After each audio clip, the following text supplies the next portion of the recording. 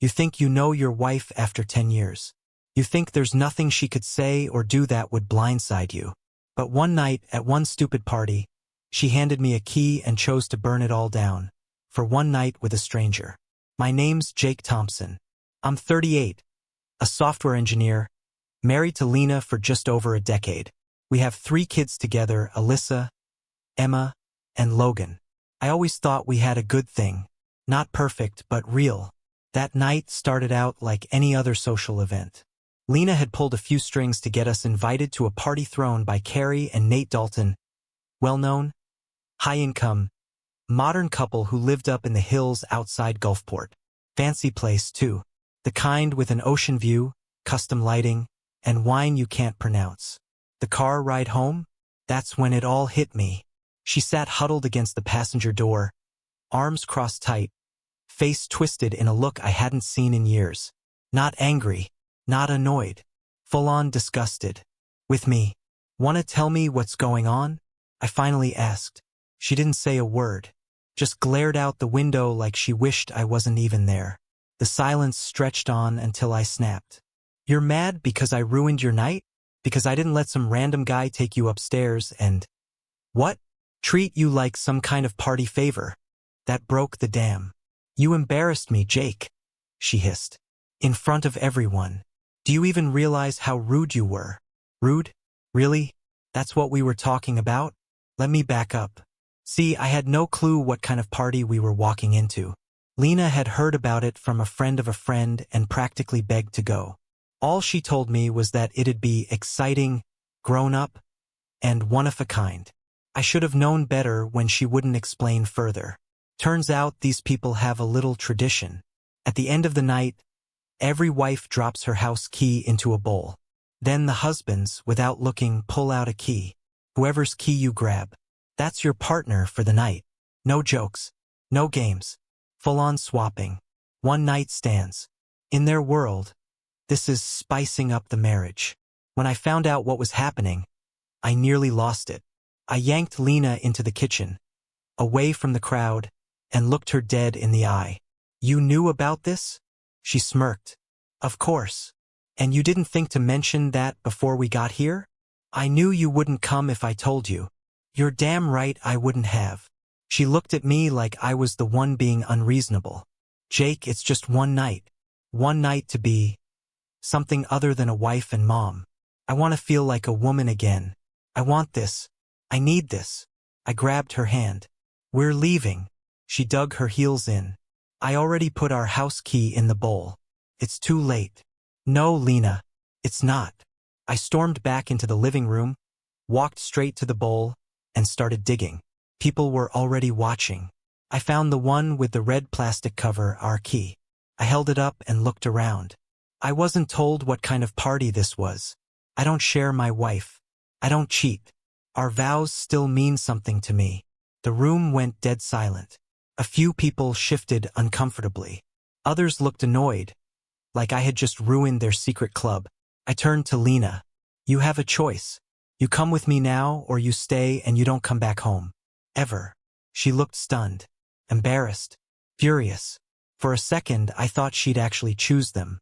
But after some awkward silence, she gave the fakest apology I've ever heard, muttered something about me being uptight, and followed me out. The drive home was brutal. She let me have it. "You're selfish. You humiliated me. We'll never be invited again." I pulled the car over. "You really think that's what I care about right now? You planned to hook up with another man. You wanted it." She didn't deny it. "It's just one night, Jake. I've been a good wife for 10 years. Don't I deserve this one thing? You wanted a new man for one night? Then fine. Let's make that happen." I spun the car around and headed right back to the Daltons' place. She panicked. "Wait. What are you doing? You said it meant that much to you. I want you to do it now, and know exactly what it costs you." I slammed the brakes outside their house. Most cars were still there. I looked her in the eyes. "Get out. Go enjoy yourself." She hesitated, her hand on the door handle. "Will you pick me up in the morning?" she asked. I laughed. "Your new friend can give you a ride after he's done with you." "That's disgusting, Jake." No more disgusting than what you're about to do. Her voice dropped. He's not my lover. Just someone I'm spending the night with.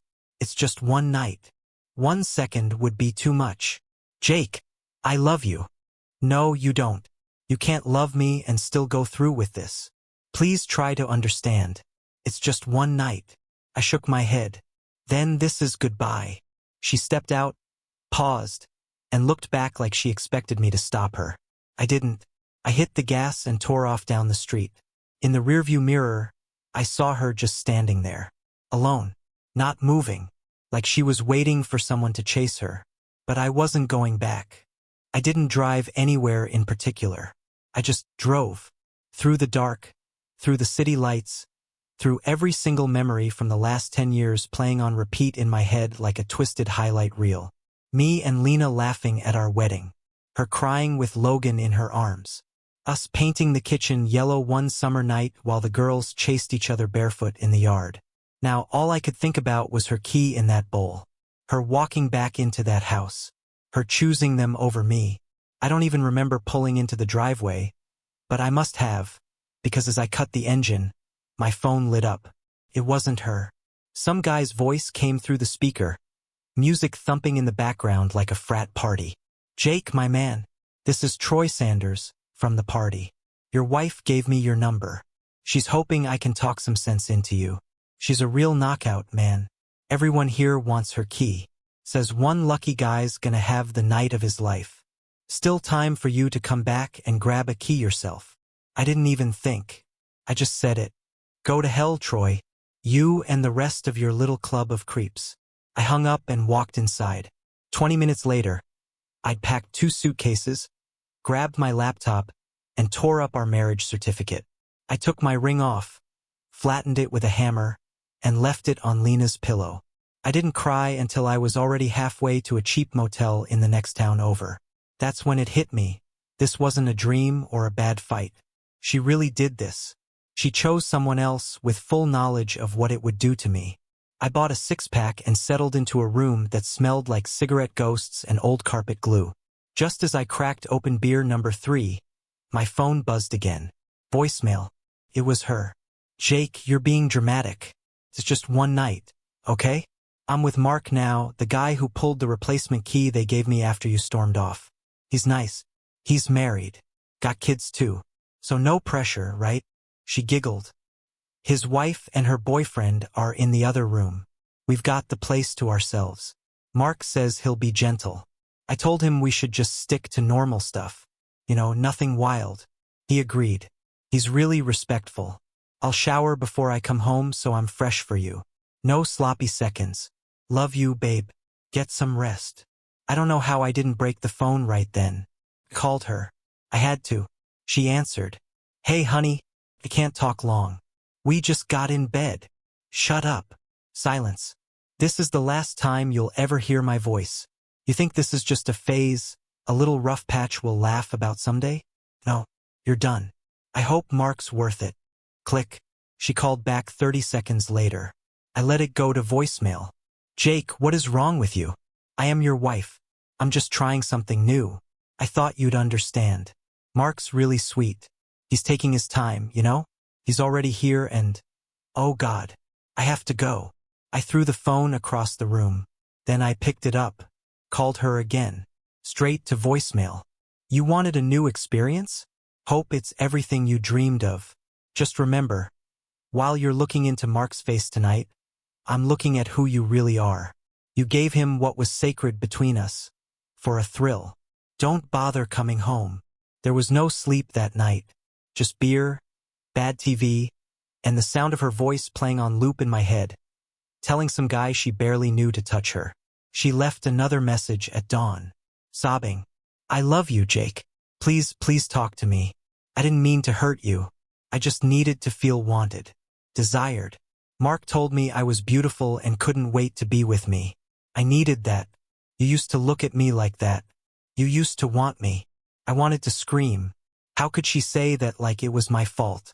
Like I hadn't loved her, wanted her, touched her every day of our life together? I love you, she said again. It was just S*X. just a few times. It doesn't mean I love you less. But it did. It did mean that. And the worst part was, she didn't see it. I sat outside a diner later that morning, watching families walk in for pancakes and eggs. People with normal lives. I tried to eat but only drank coffee. My phone lit up again and again. Lena. Voicemail after voicemail. Never "I'm sorry." Only "you need to understand." That was when something in me snapped. No more crying. No more waiting. I called up two old friends from college, Nick and Ben. Nick's a financial advisor. Ben's a lawyer. We met that evening at a beach bar. I told them everything. Ben leaned back and just said, "Jesus." Nick shook his head. "She actually told you all that? On voicemail? Word for word?" I said. Ben nodded slowly. "That's all I need. You want to file for divorce? On grounds of adultery?" "Yes, and I want my kids. And if I can, I want everyone at that party to pay for what they did to my family." He looked me in the eyes. "Then let's ruin them." The next morning, I had one goal. Protect my kids, protect my future, and make sure Lena never had the chance to play victim in this story. My first call was to my mom. She had the kids for the weekend, and I needed her to keep them a little longer. I didn't go into all the details. Just told her Lena and I were dealing with something serious. She didn't press me, but I could hear the tension in her voice. "Jake, are the kids okay?" "They're fine, Mom. I just need a couple more days." I spent the rest of that day in motion. Bank visits, document scans, calls with Ben, my attorney friend. We had enough on Lena to build a solid adultery case, especially in Mississippi, where cheating can legally swing custody, support, even property division. And I had proof. Her voicemails were borderline confessions. Ben referred me to a lawyer named Rachel Ward. Sharp as a tack. No patience for **T. She sat across from me in her office, listened to the voicemails without flinching, and gave me a list of everything she needed. "We'll need to authenticate her voice," she said. "But this is strong. Very strong." I laid it all out. I wanted joint custody. I didn't want to pay her a dime in support if I didn't have to. I'd even give her the house if it meant I kept control of my savings and time with the kids. She nodded. "That's a fair trade. But I also think you're looking for more than just divorce." I nodded. "Yeah. I want the people at that party exposed. Quietly. Publicly. I want them to feel even a fraction of what I felt that night." Rachel cracked a small grin. "Now that's interesting." Meanwhile, Nick, my financial guy, was already working on a plan. He helped me shuffle about a third of my liquid savings into trust accounts under the kids' names. Not to hide it from Lena, but to protect it for their future, no matter how the divorce played out. That night, I saw my kids for the first time since everything fell apart. I didn't let on that anything was wrong. We played board games, ate pizza. I tucked them in and kissed their foreheads like it was any other Friday. But I didn't sleep. Saturday morning, things took a turn. Ben had connected with a friend of his, a local reporter at the Gulfport Daily Post. Apparently, whispers about the Dalton parties had been floating around town for years, but nobody had dared talk publicly. That changed with me. I met the guy at a diner under a fake name, gave him just enough to get his interest, told him I could describe the setup, the key-swapping ritual, and the vibe of the night. I even gave him the address. He promised to keep my name out of it. He just needed time. That same day, Lena called. Again. I ignored her until the fifth time. I answered flatly, "What? Jake?" she said through tears. "I just got the papers. You really did it. You thought I was bluffing? You reported me for cheating? That's exactly what you did. One night, Jake. One mistake. You can't throw our whole life away over that." "I didn't. You did." She started crying harder. "I love you. I still do. I thought you'd forgive me. You never even said sorry." Silence. "I didn't think I had to," she whispered. There it was. The truth. Lena didn't think she had to apologize because, in her mind, this was normal. Harmless. Just another part of modern marriage. But to me, it was betrayal. Plain and simple. "I warned you, Lena. I told you what would happen. I didn't believe you, she said. I thought you'd come home. I thought you'd get over it. You slept with another man, Lena. Multiple times. Bragged about it. Giggled while telling me the details. You didn't just break my heart. You stomped on it. I hung up. A few nights later, I drove by the Daltons' house. I knew I shouldn't, but I needed to see it again, to remind myself this was real.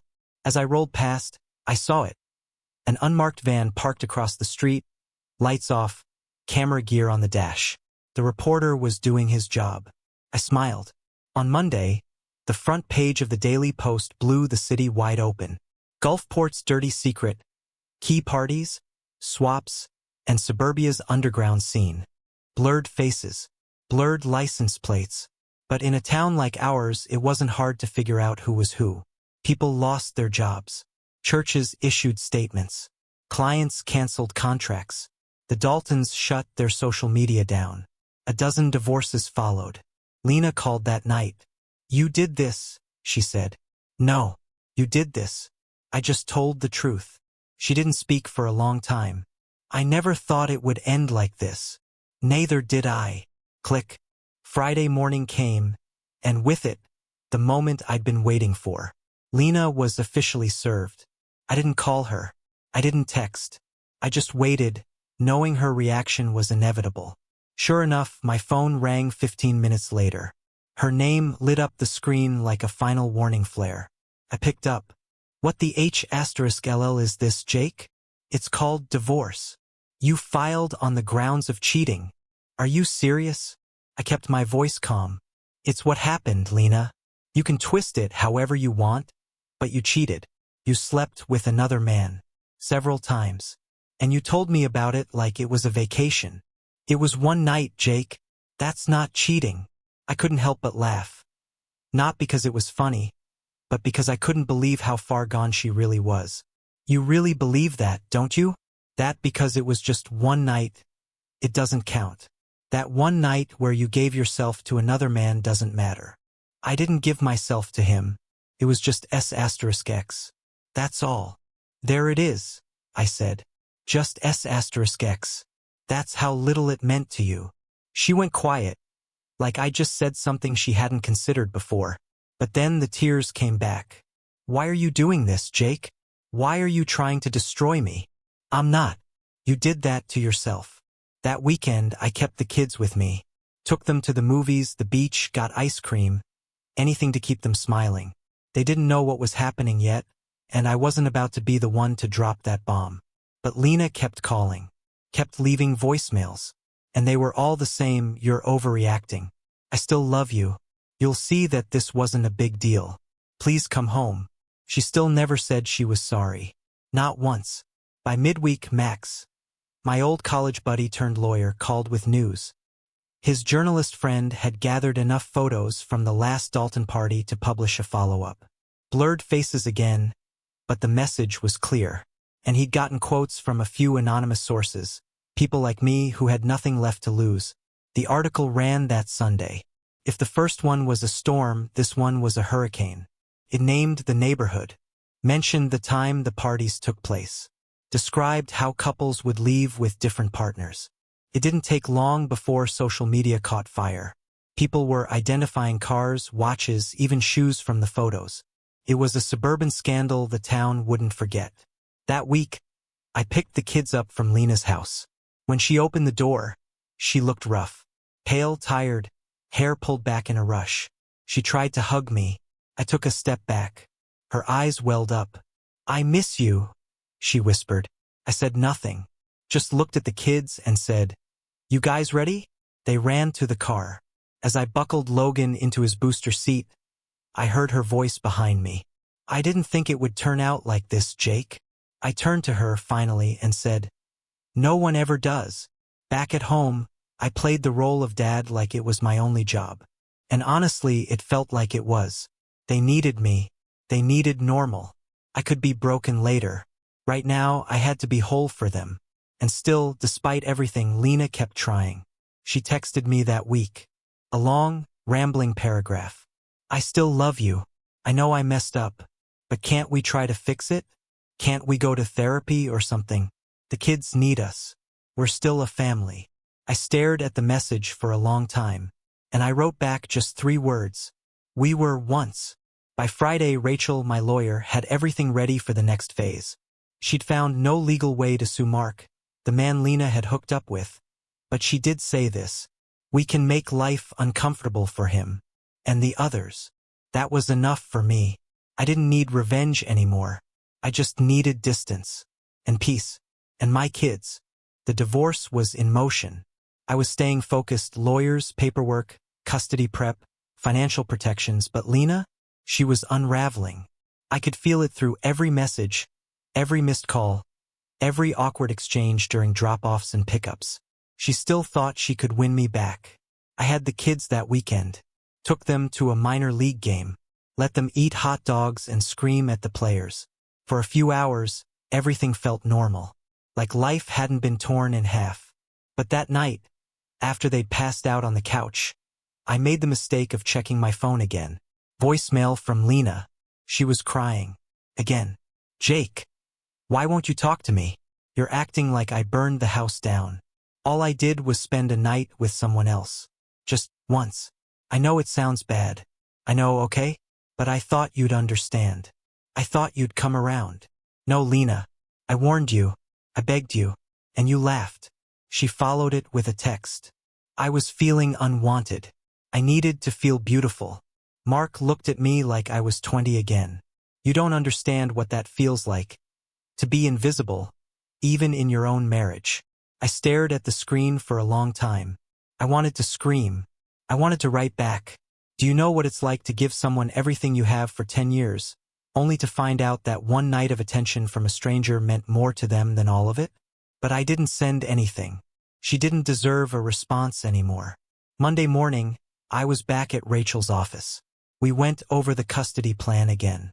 I told her Lena had been a good mother until all this, and I wasn't trying to punish her through the kids. I just wanted time, stability, equal parenting. She agreed. You've handled this better than most, she told me. I didn't feel like I had. I just felt numb. Later that day, Max called. The 3rd article was going to print. His reporter friend had managed to confirm at least 7 divorces linked to the Key Party group.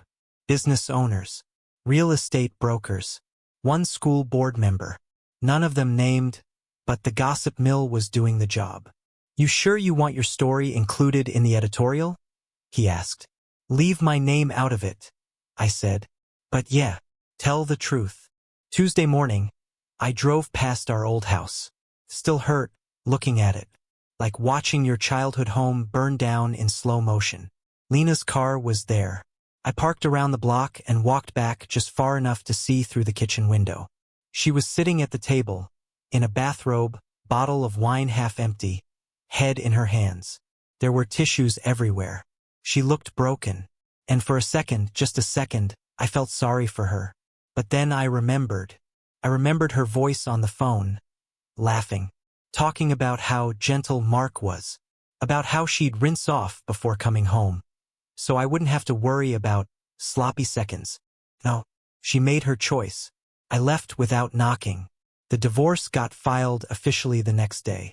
She was served again, this time with the full petition, the recordings attached, and the list of terms. Joint custody, no alimony, split assets. That evening, she called again. I let it ring. Voicemail. Jake. I read everything. How could you do this? How could you take our vows and rip them apart like this? You're the one who left. You're the one who filed. You cheated, Lena. That's what you still don't get. You broke something that doesn't get put back together. Ever. Friday morning, I got a text from Rachel. She's officially filed her response. No contest. You're almost through this. No contest. Just like that, she gave up. No apology. No real fight.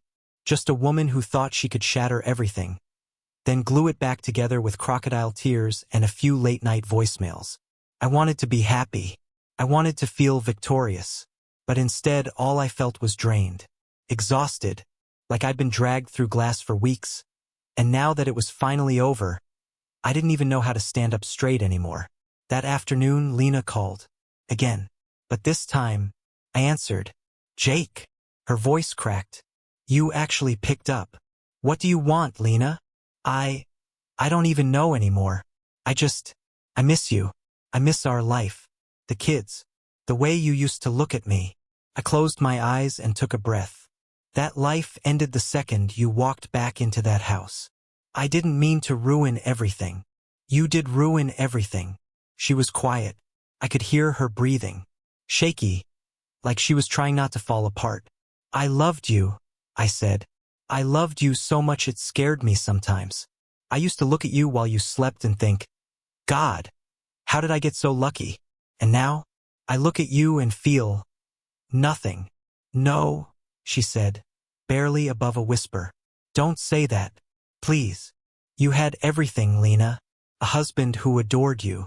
Kids who lit up every time you walked in the room. A home. A life we built together from the ground up. And you traded it all for one night. One stranger. It wasn't supposed to mean anything, she choked out. I was just, I don't know, chasing something. I felt invisible. Old. Used up. You could have told me. You could have asked for help. We could have gone to counseling. You didn't have to throw your body at some guy and then laugh about it in my voicemail. She didn't respond. You say you missed how I used to look at you. You think I stopped seeing you? I bought you flowers. Took you on dates. Told you how beautiful you were every damn day. I worshipped you. She started crying again. I didn't think you'd leave. You didn't think I had the spine. I thought you'd be angry, and then you'd get over it. I thought you loved me too much to walk away. I paused. I did. Another silence. A long one. Jake, I know you'll never take me back. But I need you to know. I regret it. All of it. Mark wasn't anything. It wasn't worth it. Not for a second. I waited. Finally, I said, Then why did you do it? She didn't have an answer. Just more tears. You're not the woman I married, I told her. I don't even know who you are anymore. I don't either, she said. But I want to be again. It's too late. I hung up. That night, I took the kids to the beach.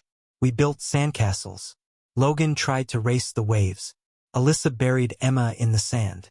They laughed like nothing had changed. And maybe, for them, nothing had yet. I watched the sun drop behind the horizon, felt the cool breeze on my face, and finally, felt like I could breathe again. The woman I married was gone, but I was still here, and I had something she didn't, a future, without her. The divorce was finalized 2 weeks later. The judge granted us joint custody, alternating weeks. No alimony. Assets split down the middle. Lena got the house. I kept my savings. I walked out of that courtroom free, but not untouched. Divorce doesn't leave you unscathed. It leaves fingerprints, scars. I watched her across the room as the paperwork was signed. Her hair was tied up neatly, like she was trying to look composed, but her eyes told a different story. Red, tired, full of a sadness that wasn't mine to carry anymore. We didn't speak, just nodded, and that was it. When I got outside, I didn't feel the celebration I expected. No fist pump, no hell yeah, just silence. Like I'd buried someone. Maybe I had. My phone buzzed that night, Max again. The reporter from the Gulfport Daily Post wanted to follow up. Apparently, the expose on the Dalton parties had created a shockwave bigger than any of us expected. Local businesses were quietly cutting ties with the named participants. Pastors were preaching about the moral rot in our community. One couple involved had filed for bankruptcy. At least a dozen marriages had collapsed. I didn't smile about that, but I didn't feel bad either. They'd gambled with people's lives, and they lost. The reporter asked me one last question. Would you ever consider sharing your full story on record? No, I said. I already gave up 10 years to this mess. I'm done giving. He understood. The next weekend, I picked up the kids. Lena opened the door. She looked softer, more human, less defiant. She didn't say anything, just helped Logan with his coat and kissed the girls on the forehead. As I turned to leave, she placed her hand on the doorframe. Jake! I looked at her. I know it doesn't matter now, but I'm sorry. I really am. I nodded once. That was all. In the car, Alyssa asked, "Are you and Mom friends again?" I glanced at her in the mirror. "We're not mad anymore. That's enough." That night, I tucked them in at my new place. Smaller than the house. Fewer rooms. But it felt peaceful. Real. After they fell asleep, I poured myself a glass of whiskey and sat on the back porch, looking out at the quiet street. Lena still called sometimes. Not about us. Just about the kids. Logistics. School stuff. Emma's upcoming recital. The tone was always polite. Careful. Like she was stepping through glass, hoping not to cut herself again. I didn't hate her. Not anymore. That kind of anger can't live in you forever without rotting something inside. But love? No, that was gone. One night, a few weeks later, I got a message from her. "I'm seeing someone. I thought you should know." I stared at it for a moment. I didn't feel jealous. Didn't feel angry. I felt nothing. I replied with 2 words. "Good luck." The truth is, I still don't know if she gets it. If she truly understands what she burned through that night. How a key in a bowl ended a marriage. Not because of the act itself, but because of what it revealed. The disrespect. The entitlement. The lie behind her smile. I've dated since. Nothing serious. A few dinners, some late-night walks. I tell them up front. I've got kids. I've been through fire. I'm not here to play. Some are okay with that. Others aren't. But I'm okay now. That's what matters. I still haven't given anyone a key to my new place. Maybe someday. But not yet. A few months passed. The world quieted down. The phone stopped ringing. The gossip cooled off. The Daltons moved away. The neighborhood went back to pretending it was normal. But I wasn't the same. One night, after the kids fell asleep, I sat at my desk with a blank sheet of paper and wrote a letter to Lena. Not because I planned to send it, but because I needed to say what I couldn't say out loud. "Lena, I used to think betrayal came with shouting. That when someone breaks your heart, it would be loud and dramatic, like in the movies. But the night you walked back into that house, it wasn't loud at all. Just a soft click of a car door and silence. That silence ruined me. I begged you not to do it. I told you what it would cost. And you did it anyway. The worst part? You didn't even flinch. You acted like it was just a thing people do. Like, married for 10 years meant time to try something new. But I wasn't bored, Lena. I wasn't tired of you. I still looked at you every morning and felt lucky. You were still the woman I wanted to grow old with. Until you weren't. You turned me into a backup plan. A man you expected to wait at home while you tried something exciting. Then forgive you in the morning like a fool. You forgot who I was. You forgot what we built. You forgot what love is supposed to mean. And maybe that's what hurts most. Not that you were with another man, but that you could look me in the eye, hear me beg you not to do it, and choose it anyway. You called it just one night. But that night cost you your marriage, your husband, your family as you knew it. I don't hate you anymore. That's the truth. Pity you. Because the thing you went looking for, that feeling of being wanted, being seen, being special, you already had it. And you threw it away. You'll never get it back. And I'll never give it again. Jake. I folded the letter, slid it into an envelope, and locked it in the drawer. Never mailed it. Never would. Some things are better left unsaid. Time moved forward. Emma started 2nd grade. Logan lost his first tooth. Alyssa won her school's poetry contest. I was there for every moment, every little win, and every time I tucked them in, I felt stronger. Not healed, but whole. One Sunday afternoon, while the kids were with Lena, I took a long walk through the coastal trail near our old house. I passed the spot where Lena and I once slow danced under string lights during a block party. The same spot where I kissed her the night she told me she was pregnant with Alyssa. I stood there for a minute, hands in my pockets, wind in my face, and just breathed. It didn't hurt the way it used to. It was just a memory now, like a scar that stopped stinging. When I got home, I opened the drawer, pulled out the letter, read it one more time, and burned it in a metal tray on the porch. The smoke rose, curled into the air, and disappeared, just like she did. And in that moment I realized I was free.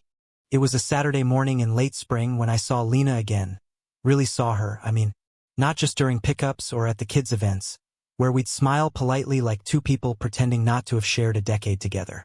This time we were both at Logan's soccer game. The kids were warming up on the field. Parents were chatting on the sidelines. And there she was, walking up with a guy I didn't recognize. Tall, clean-shaven, sunglasses and that trying too hard grin. She had her hand looped through his arm like they were in a commercial for dating apps. Lena waved at me. "Jake." "Hey." I nodded. "Morning. This is Tyler," she said, too brightly. "He and I have been seeing each other a few weeks." Tyler stuck out his hand. "Hey man, heard a lot about you." I shook it. Firm. Brief. He smiled like he was trying to prove something. I didn't care. It was surreal, standing there like some alternate version of myself was watching from across the field. The guy who used to be her world, now just the ex-husband on the other side of the parenting plan. She laughed at something Tyler said and leaned her head on his shoulder. Then she glanced at me, just for a second, almost like she wanted to see my reaction. But I had none, because I was done competing, done measuring myself against whatever she needed next. Logan ran up with his shin guards falling off. I crouched down to fix them. "You got this, buddy," I said. "Just have fun." He grinned and ran back toward the field. Later that night, Lena texted me. "Thanks for being cool today. I know that was probably weird." I thought about ignoring it. But then I typed, "Not weird, just not my business anymore." She replied, "You're really moving on, huh?" I stared at that one and typed back, "Yeah, finally." I meant it. That summer I started seeing someone. Her name was Casey. We met at the bookstore of all places. She had a sharp mind, soft smile, and didn't try to pry into my past until I was ready to talk about it. When I finally did, she didn't flinch. She just said, "Sounds like you know exactly what you don't want anymore." She was right.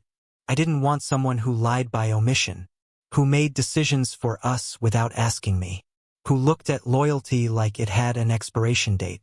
I had new rules now, not just for dating, but for life. 1. Never ignore red flags. 2. Never accept silence as an answer. 3. Love doesn't ask you to betray yourself. 4. Loyalty is shown, not promised. 5. If someone walks away once, don't let them do it twice.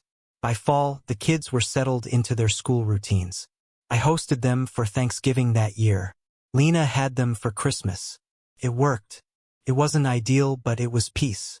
Every now and then, she still texted things like, "I wish we'd figured it out differently," or, "Sometimes I still miss what we had."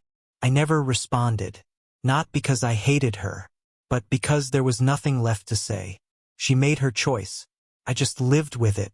And in the end, I came out with exactly what mattered. My kids, my dignity, and myself.